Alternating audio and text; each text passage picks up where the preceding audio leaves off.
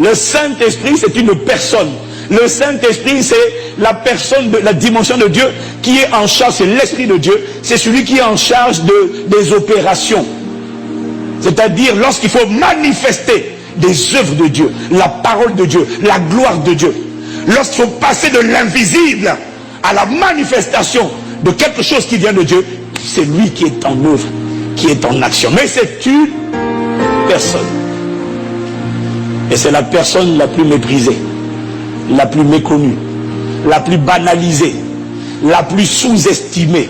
Pas volontairement. La plupart du temps, c'est involontaire. Mais c'est la personne, et pourtant, à ne surtout pas mépriser. Parce que tout ce qui vient de Dieu transite par lui. Et s'il est offensé, tout ce qui vient du Père, tout ce qui vient du Fils, passe par le Saint-Esprit. Et quand le Saint-Esprit n'est pas à sa place, quand il n'est pas reconnu, quand il n'est pas honoré, quand il n'est pas respecté, quand il n'est pas désiré, le Saint-Esprit est tellement sensible. C'est un gentleman. Mais il est extrêmement exigeant. Tu peux rater le Saint-Esprit juste avec une parole. Juste avec une parole légère, par une simple parole. La Bible dit n'attristez pas le Saint-Esprit, mais quand tu vas lire n'attristez pas le Saint-Esprit dans Éphésiens, je crois que c'est Éphésiens 4, quand tu vas voir ça, avant ça, il parle d'abord des paroles. Il dit qu'aucune parole mauvaise ne sort de vos bouches.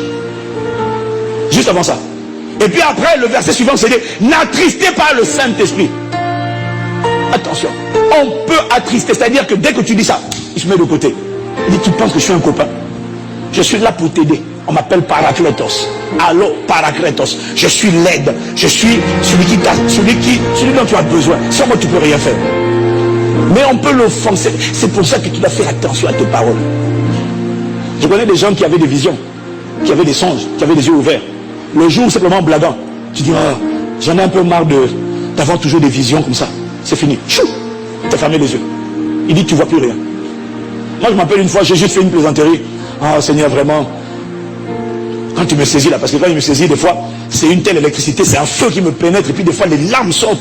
Il y a quelques années, j'ai juste fait une blague. Oh, Seigneur, j'en ai un peu assez de pleurer.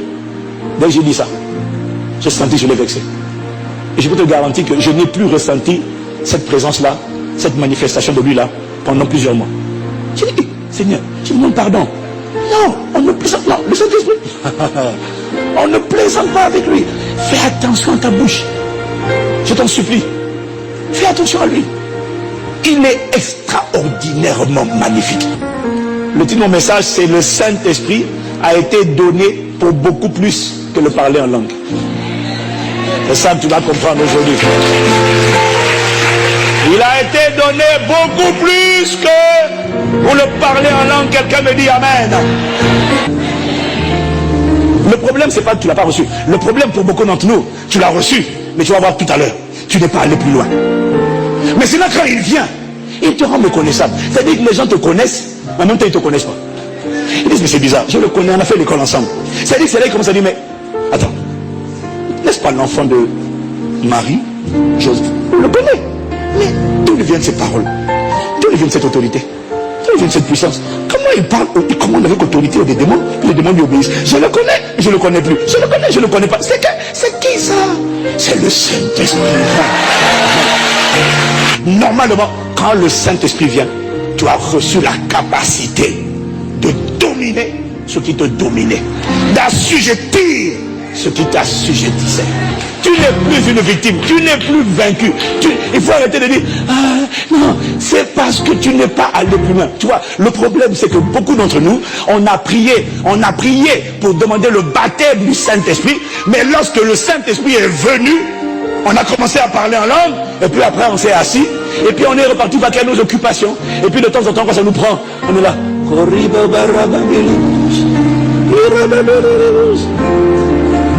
Et c'est tout. Tu l'as reçu, et tu as cru que ça s'arrêtait là. Tu as cru que ça s'arrêtait au parler en langue. Or, le parler en langue, c'est le début. C'est pas la fin. Ça commence là. C'est le signe. Je vais t'expliquer qu'il y a le signe de la Pentecôte, et il y a le fruit de la Pentecôte. Plusieurs ont reçu, ils ont demandé.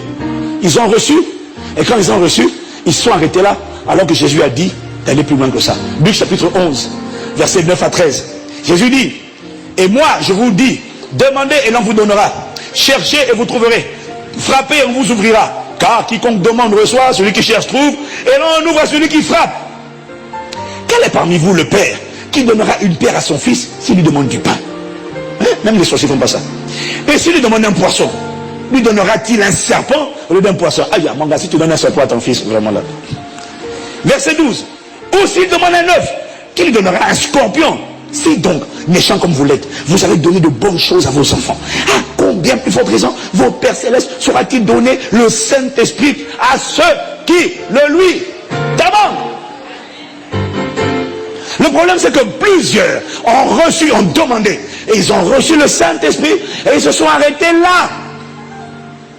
C'est comme si le Saint-Esprit était un meuble. Ce n'est pas un meuble, c'est une personne. Il n'est pas là pour rester quand tu l'as reçu. Non, Jésus dit ici qu'il faut aller plus loin. Le texte grec dit demander, continuez de demander. Chercher, continuez de chercher. Frapper, continuez de frapper. Ça là, ce texte parle de 3 dimensions de prière.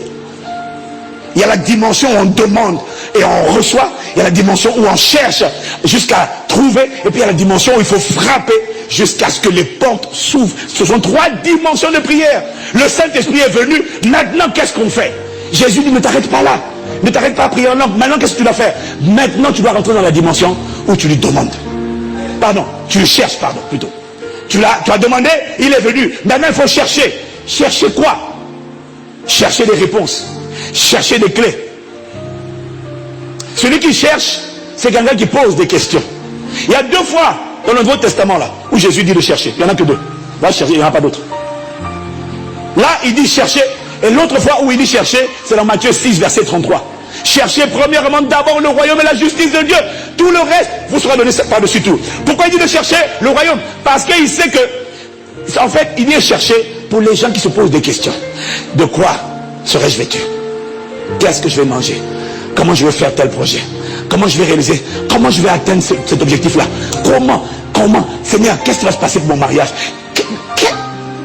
Comment je vais m'en sortir? Comment je paye mes factures? Comment je paye mes loyers? Et alors que c'est là que tu te poses ce genre de questions et que la tendance naturelle de la chair, c'est d'emmener dans ton cœur l'inquiétude. Là maintenant, Jésus te dit non, ne vous inquiétez pas, ce sont les païens qui s'inquiètent. Cherchez premièrement d'abord le royaume. Et on a tous vu, pour ceux qui ont fait la formation 101, que chercher le royaume, c'est chercher le Saint-Esprit.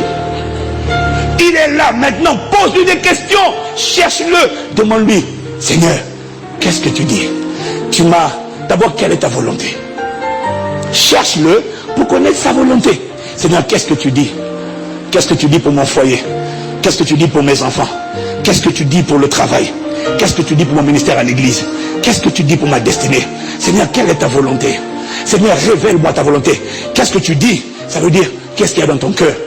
Qu'est-ce qui est ta volonté? Chercher, c'est chercher à connaître sa volonté. Parce que sa volonté, c'est ta protection. Bien-aimé, ne fais pas les choses dans la vie parce que tu penses que c'est bien de les faire. Demande toujours au Saint-Esprit, Seigneur, quelle est ta volonté? Aïe. Mon ami, demande au Seigneur quelle est ta volonté.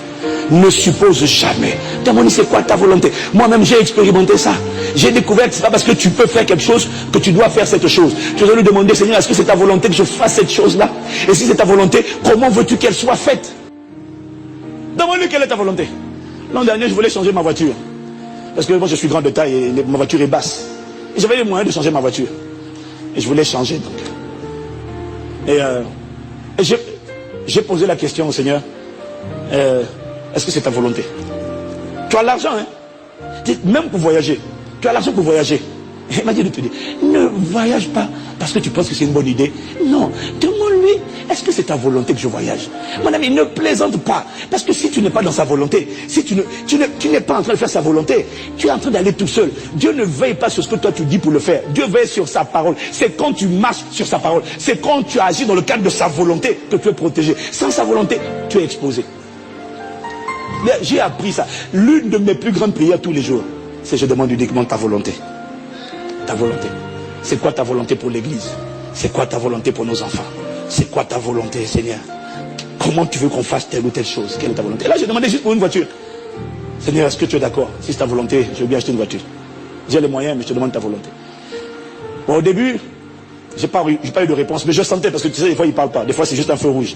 Je sentais le feu rouge, mais je voulais transgresser le feu rouge.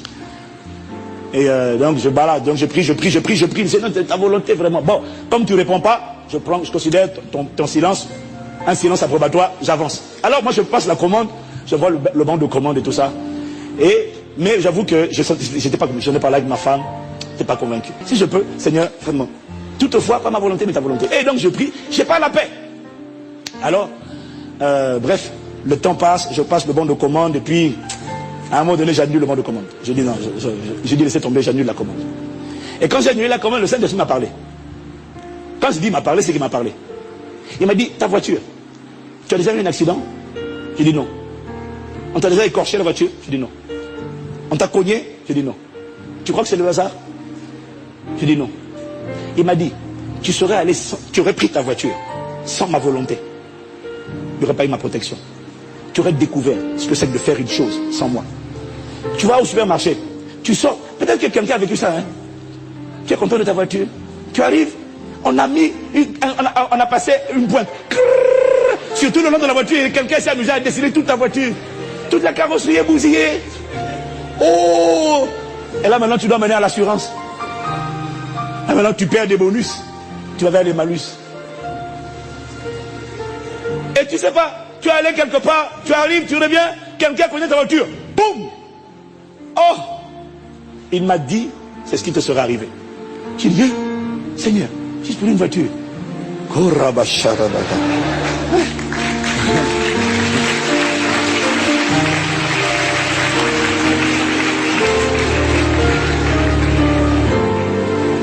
Il m'a dit, tu vois pourquoi il faut prier les prières du Nouveau Testament. Les prières, tu vois pourquoi Paul prie. Colossiens 1. C'est verset 9 ou c'est verset 12? 9. Colossiens 1, 9. Ça, c'est la prière que tu dois faire tous les jours. Paul prie pour toi, pour que tu pries comme ça toi aussi. Accorde-moi la grâce d'être rempli de la connaissance de ta volonté. En toute sagesse et intelligence spirituelle, afin de marcher d'une manière digne de toi et d'être entièrement agréable. Seigneur, si ce n'est pas ta volonté, ne me laisse pas y aller. Si ce n'est pas ta volonté, ne me laisse pas le faire. Je demande uniquement, je ne demande pas la popularité, je ne demande pas la célébrité.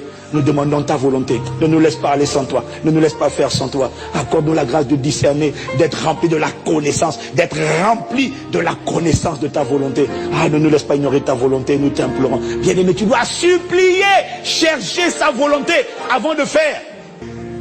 Le Saint-Esprit m'a dit de te dire, écoute-moi, si tu as reçu le Saint-Esprit et qu'il n'a pas tout chamboulé, c'est parce que tu t'es arrêté au niveau 1. Tu n'es pas allé en profondeur. C'est impossible que tu rentres dans la dimension où tu cherches. Parce que pour le chercher là, pour qu'il se laisse trouver et frapper jusqu'à ce qu'il ouvre la porte, je te garantis une chose.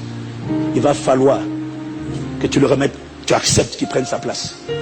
Il va falloir, tu ne pourras pas rivaliser, tu ne pourras pas faire cohabiter moi, ma manière de faire, mes caprices, et puis lui.